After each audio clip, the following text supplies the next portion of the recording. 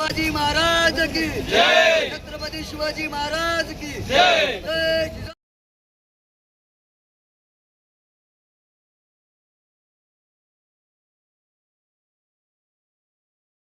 की असा आम्ही संकल्प घेतला होता सुरुवातीला की आमचा एकच संकल्प आहे जयंतीनिमित्त जयंतीनिमित्त मागचा की योगाच्या मनावर देशप्रेम स्वाभिमान त्यानंतर पूर्ण देशामध्ये एकता या सर्व प्रकारचे सामाजिक बांधिलकी राहतात हे कार्यक्रम जे आतापासून सकाळी जसं तुम्ही सगळे कराल तसं 11 वाजेपर्यंत एक्सटेंड होऊ शकेल अशा स्तरावर आपल्याला अनुमती दिली तर त्या पद्धतीने तुम्ही एकदम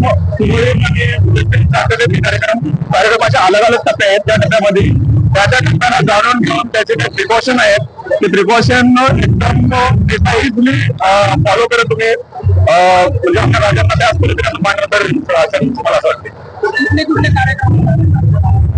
आणि जसं की ध्वजारोहण झालेलं आहे आता हे कार्यक्रम आता ढोल कार्यक्रम 11 वाजेपर्यंत चालेल आणि त्यानंतर आता जेवणाची सुविधा आहे आणि 4-4:30 किंवा 5 वाजता आपलं अवधूत गांधी सारखे सुप्रसिद्ध संगीतकार आहेत त्यांचा लाईव्ह कॉन्सर्ट चालेल.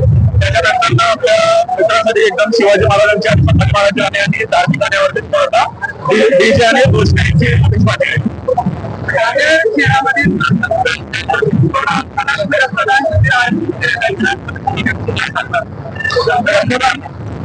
कसं आहे की देशामध्ये अनेक प्रकारचे फॅक्टरी बनलेले आहेत आणि इथून पुढे पण बोलू शकणार नाही.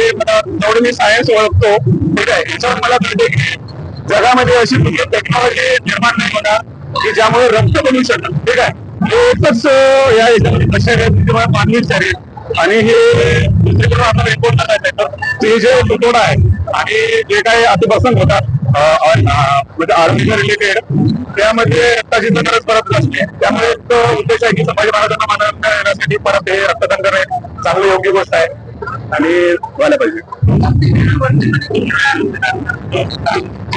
तसं सायन्स असं म्हणते की 6 महिने आणि अलीकडे याच्यामध्ये काहीतरी 3 महिन्यात काहीतरी अलीकडे काय अपडेटेड स्टडी पहिले स्टडी होती 6 महिन्याच्या अंतराळाच्या नंतर रक्तदान करा पण आता जे काही रिसर्च झाले त्यामध्ये आता 3 महिने रेकमेंड करतात तर 4 वेळेस करायला पाहिजे. आणि ते सर्वात महत्वाचं म्हणजे रक्तदान केल्याच्या नंतर तुमच्या शरीरामध्ये जे हे असतात बोन मॅरो वगैरे असतात त्यांचे ऍक्टिव्ह राहतात जीव म्हणजे तरुण होत असतात. तर रक्तदान करणं हे तुमच्या स्वतःच्या आरोग्याच्या दृष्टीने पण चांगलं आणि पुढच्या लेखाला जीवनात